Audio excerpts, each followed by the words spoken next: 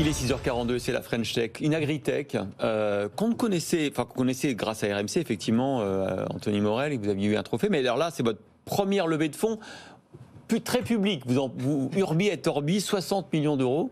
Il faut dire que c'est quand même pas mal pour, en fait, un site formidable qui met en relation les agriculteurs et leurs fournisseurs pour des semences, des engrais. Vous revendiquez 85% d'agriculteurs qui au moins regardent le site tous les mois et un tiers des agriculteurs qui sont des clients d'Agriconomie. C'est le nom de votre plateforme, Paulin Pasco, donc vous êtes le cofondateur. Bonjour. Bonjour. On est très heureux d'être avec vous ce matin.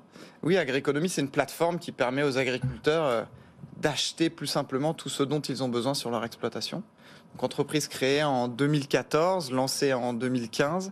Et aujourd'hui, on a une centaine de collaborateurs qui travaillent pour les agriculteurs au quotidien. Et on a 85% des agriculteurs français qui se connectent tous les mois et la moitié toutes les semaines pour venir comparer les prix, discuter avec nos conseillers au téléphone, lire du contenu et également, évidemment, acheter sur notre plateforme. Parce qu'avant, il n'y avait aucun moyen de comparer les prix. Quand vous avez lancé Agriconomie, vous racontez que vous avez reçu des menaces de mort.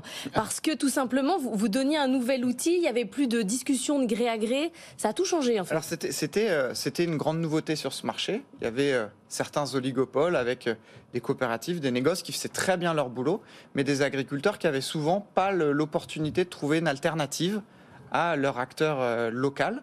Et donc, on a créé une plateforme en se disant, avec mes deux cofondateurs qui sont fils d'agriculteurs, on va donner l'opportunité aux agriculteurs de trouver les prix, de comprendre le marché et de décider s'ils souhaitent acheter et à quel moment. Donc, c'est cette transparence qui nous a porté depuis le départ, qui nous a permis d'acquérir cette notoriété et de convaincre autant d'agriculteurs de passer en ligne. C'est un peu l'Amazon de l'agriculture ou le Mano, parce qu'on y trouve aussi des outils. Vous avez pensé à tous ces sites quand vous avez créé le vôtre ?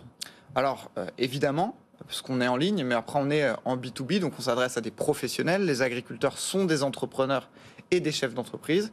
Et on a dû allier tout un tas de services complémentaires, évidemment.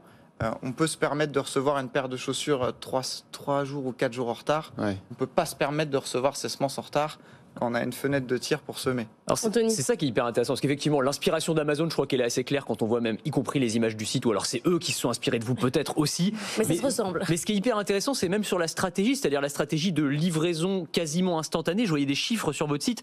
Vous livrez en 12 heures sur 40% du territoire et en 24 heures sur 95% du territoire. Ce qui est hyper impressionnant, c'est-à-dire que quand on est Amazon, on a des milliards à investir dans des entrepôts pour mailler comme ça le territoire. Comment vous faites, vous ?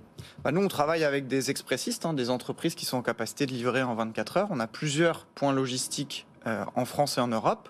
Et ensuite, on crée des entrepôts locaux qui vont se mettre à jour très fréquemment en fonction des visites sur le site. Et ensuite, on est en capacité de livrer, donc dans certains territoires, entre 4 et 12 heures. Donc l'agriculteur passe commande avant midi, il est livré avant minuit. Il passe commande avant minuit, il est livré avant midi le lendemain. Donc je commande mon filtre de moissonneuse-batteuse et je le reçois dans la journée. Exactement. Vous avez des mangeoires pour poules aussi à 20 €. Oui, j'ai vu ça. Et des cuves de 25 000 litres d'engrais fertilisants. C'est bien aussi. Très pratique. Mais l'idée, c'est d'être en capacité de livrer les produits stratégiques au moment stratégique. Donc c'est un métier de professionnel. Certains filtres peuvent être livrés 3 semaines après si l'agriculteur souhaite faire ses travaux dans 3 semaines. Mais s'il a une fenêtre de tir bien précise pour ses semis, on doit être en capacité de le livrer en temps et en heure et lui donner la visibilité nécessaire sur sa livraison.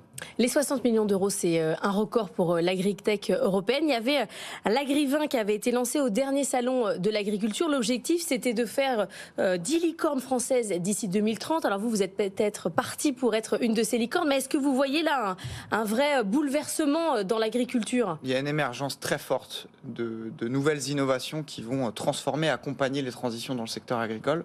Donc on voit, nous, depuis 2014-2015, l'émergence d'une multitude d'entreprises. Et on a d'ailleurs créé une association qui fédère les innovations agricoles, qui s'appelle la Ferme Digitale, qui a pour promesse de promouvoir l'innovation et le numérique pour une agriculture qui soit plus performante, plus durable et plus citoyenne.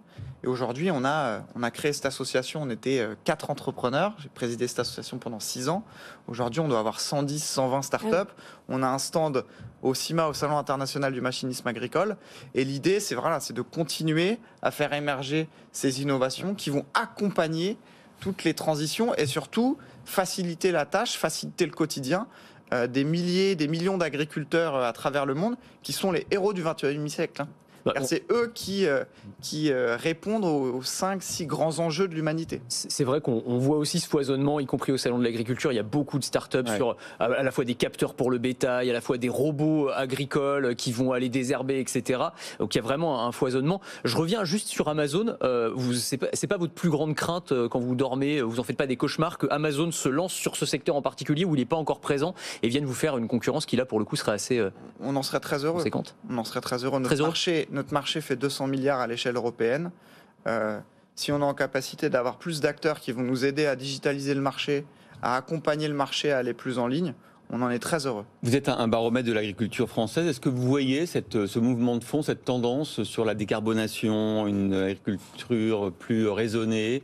Est-ce que tout ça, vous le voyez dans vos ventes? Clairement, on le voit au quotidien. Et vous savez, les agriculteurs et les agricultrices, surtout en France, ont réussi à répondre à toutes les demandes de nos sociétés au fil des années. Et aujourd'hui, on voit cet engouement pour une agriculture plus raisonnée, plus durable, parce qu'on a besoin, pour avoir une planète durable et pouvoir offrir une terre convenable à nos enfants, de changer un peu nos pratiques agricoles. Et les agriculteurs et les agricultrices vont répondre à cet enjeu, et ils répondent déjà.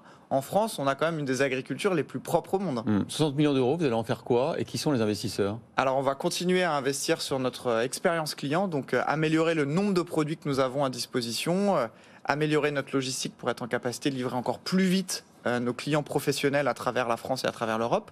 Nous allons continuer à accélérer nos investissements à l'international. Nous sommes déjà présents en France, en Italie, en Espagne, en Belgique et en Allemagne. Nous allons continuer à investir dans ces pays pour devenir le leader incontesté en Europe de la digitalisation de la distribution.